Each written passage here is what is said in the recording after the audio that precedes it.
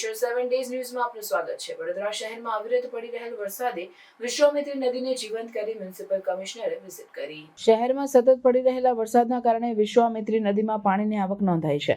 સવારથી ધીમી ધારે વરસી રહેલા વરસાદે નદીના સ્તરને વધારી દીધું છે અને હવે વિશ્વામિત્રી નદી 10 ફૂટના લેવલ પર વહી રહી છે। શહેરના વિવિધ વિસ્તારોમાં વરસાદના કારણે નદીના બે કાંઠે પાણી જોવા મળી રહ્યું છે।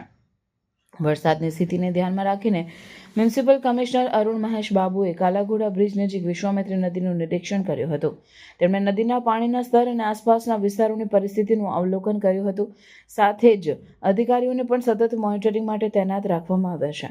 કમિશનરે આજવા સરોવર અને પાવાગઢ તરફના વરસાદની સ્થિતિનું પણ નિરીક્ષણ કર્યું છે। આ વિસ્તારોમાંથી વિશ્વામિત્રીમાં આવનાર પાણીની સ્થિતિ પર નજર રાખવામાં આવી રહી છે। અધિકારીઓએ જણાવ્યું હતું કે હાલમાં કોઈપણ પ્રકારની ચિંતાજનક સ્થિતિ નથી, પરંતુ જો વરસાદ વધુ વધે તો તાત્કાલિક પગલાં લેવામાં આવશે। શહેરના નાગરિકોને પણ સાવચેત રહેવા અનુરોધ કરવામાં આવ્યો છે। મ્યુનિસિપલ તંત્ર દ્વારા સતત મોનિટરિંગ કરવામાં આવી રહ્યું છે અને કોઈપણ વિકટ પરિસ્થિતિ સર્જાય તો તાત્કાલિક રાહત કામગીરી હાથ ધરાશે।